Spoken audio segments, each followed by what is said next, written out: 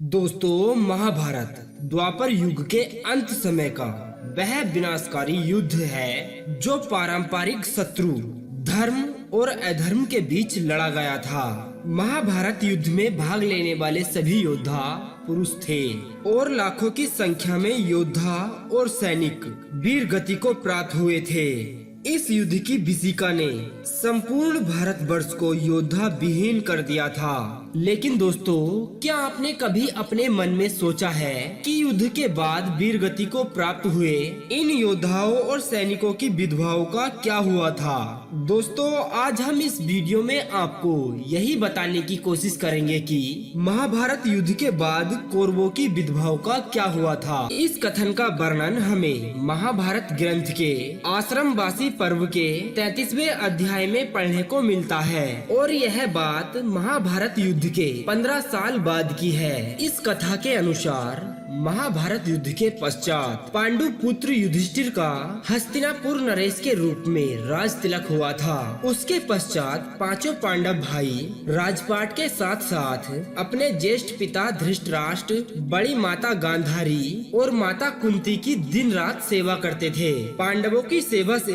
धृतराष्ट्र और गांधारी धीरे धीरे अपने पुत्रों के शोक से बाहर आ गए थे और इसी तरह 15 वर्ष का समय बीत गया था।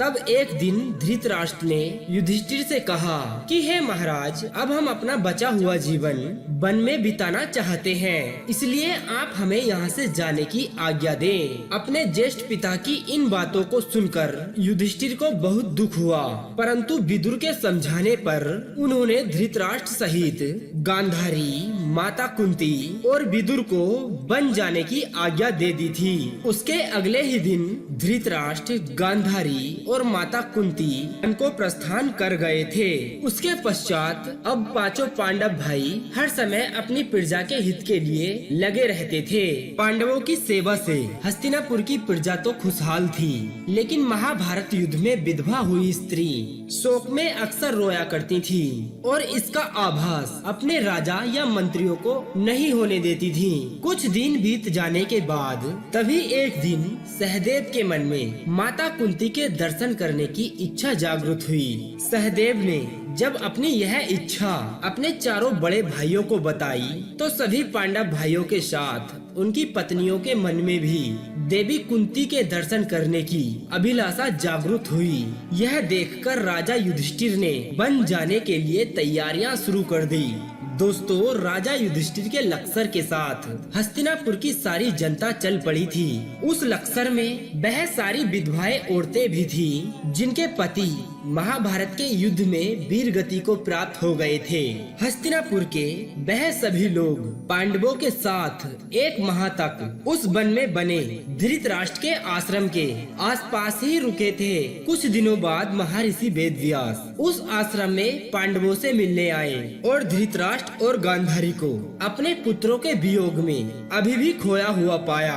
वहीं विधवाओं का विलाप भी महर्षि वेदव्यास से छिप नहीं सका। यह देख महर्षि वेदव्यास ने एक दिन सभी को इकट्ठा किया और उनसे कहा कि आप लोग युद्ध में वीर गति को प्राप्त हुए अपने परिजनों का शोक मत करिए। वे सभी स्वर्गलोक या दूसरे लोकों में सुख पूर्वक निवास कर रहे हैं। वह सभी अपने अपने लोकों में अति प्रसन्न हैं। परंतु महर्षि वेदव्यास की इन बातों से उन लोगों का शोक दूर नहीं हुआ। तब महर्षि वेदव्यास ने सभी से कहा कि अगर आप लोगों को मेरी इन बातों पर यकीन नहीं है तो आज रात मैं आप सभी लोगों को आपके परिजनों से मिलवाऊंगा। जिस आश्रम के आसपास वह सभी लोग निवास कर रहे थे वह एक गंगा नदी के तट पर स्थित था। शाम को सूर्यास्त होने से पहले महर्षि वेदव्यास सभी को लेकर गंगा नदी के तट पर पहुँचे और सूर्यास्त होने के बाद उन्होंने गंगा नदी के जल में खड़ा होकर अपने तपोबल से महाभारत के युद्ध में मारे गए सभी योद्धाओं का आह्वान किया था। महर्षि व्यास के इस प्रकार आह्वान करने से वह सभी योद्धा इस प्रकार बाहर निकल आए जैसे वह सभी उस गंगा नदी में ही वास करते हों।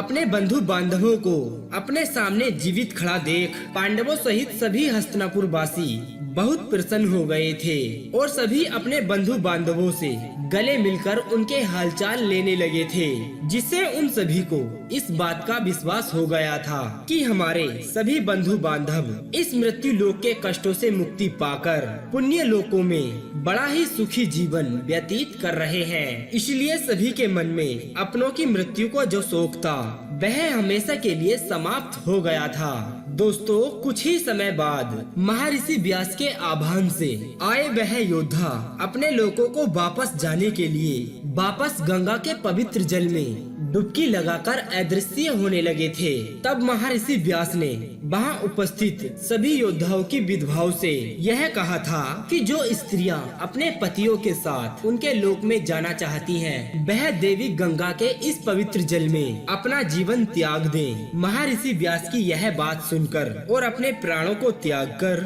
अपने पतियों के लोक को चली गई थी। हम उम्मीद करते हैं कि आपको हमारा यह वीडियो काफी पसंद आया होगा। अगर पसंद आई हो तो आप इस वीडियो को लाइक करके अपना प्यार हमें जरूर दें।